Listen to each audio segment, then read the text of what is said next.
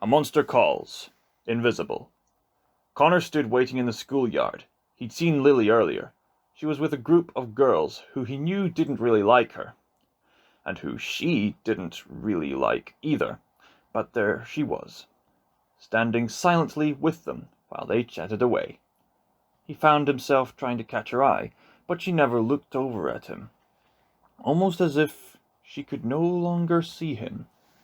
And so he waited by himself, leaning against a stone wall, away from the other kids, as they squealed and laughed and looked at their phones as if nothing in the world was wrong, as if nothing in the whole entire universe could ever happen to them. Then he saw them. Harry and Sully and Anton, walking towards him, diagonally across the yard. Harry's eyes on him, unsmiling but alert, his cronies looking happy in anticipation. Here they came. Connor felt weak with relief. He'd only slept long enough that morning to have the nightmare.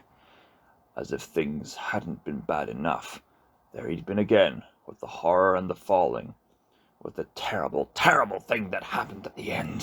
He'd woken up screaming to a day that hardly seemed any better. When he'd finally worked up the courage to go downstairs, his father was there in his grandma's kitchen, making breakfast. His grandma was nowhere to be seen. "Scrambled?" his father asked, holding up the pan where the eggs were cooking.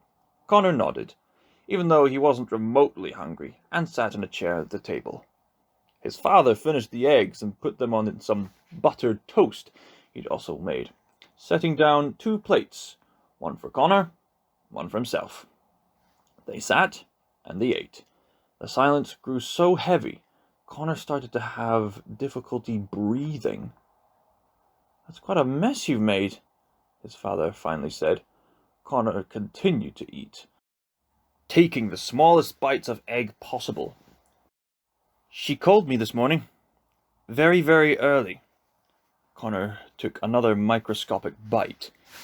"Your mum's taking a turn, Con," his father said. Connor looked up quickly.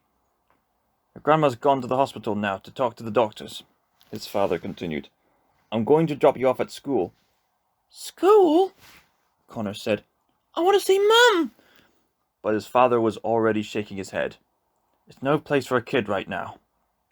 I'll drop you off at school and go to the hospital, but I'll pick you up right after and take you to her." His father looked down at his plate. "I'll pick you up sooner if I need to."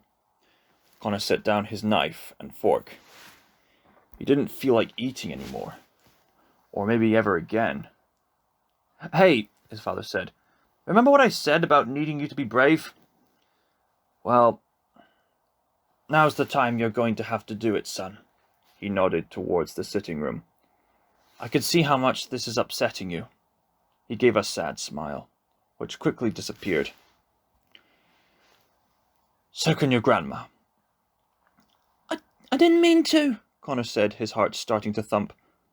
"I don't know what's happened." "It's okay," his father said. Connor frowned. "It's okay?" "Don't worry about it," his father said, going back to his breakfast. "Worse things happen at sea." "What does that mean?" "It means we're going to pretend like it never happened," his father said firmly, "because other things are going on right now." "Other things like Mum?" his father sighed. "Finish your breakfast." "You're not even going to punish me."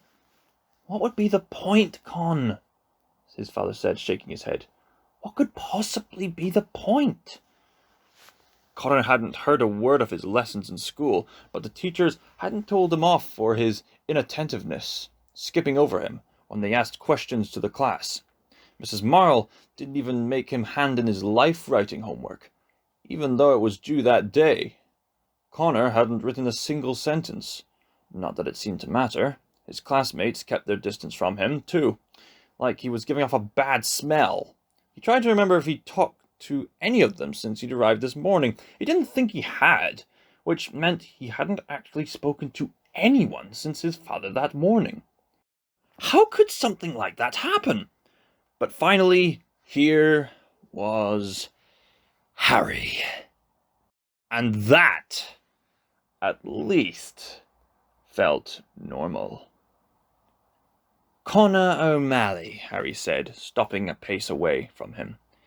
Sully and Anton hung back, sniggering. Connor stood up from the wall, dropping his hands to his sides, preparing himself for whatever the punch might fall. Except it didn't. Harry just stood there. Sully and Anton stood there too, their smiles slowly shrinking. "What are you waiting for?" Connor asked. "Yeah," Sully said to Harry. "What are you waiting for?" "Hit him!" Anton said. Harry didn't move, his eyes still firmly locked on Connor. Connor could only look back until it felt like there was nothing in the world except him and Harry. His palms were sweating, his heart was racing.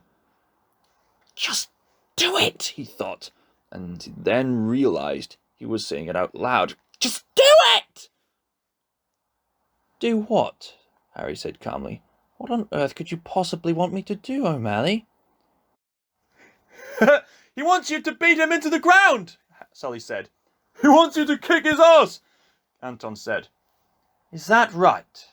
Harry asked, seeming genuinely curious. "Is that really what you want?" Connor said nothing, just stood there, fist clenched, waiting. And then the bell went, ringing loudly. And Miss Kwan began to cross the yard at that moment too, talking to another teacher, but eyeing the pupils around her, keeping a close watch in particular on Connor and Harry. "I guess we'll never find out," Harry said. "What it is O'Malley wants." Anton and Sully laughed, though it was clear they didn't get the joke, and all three started to make their way back inside.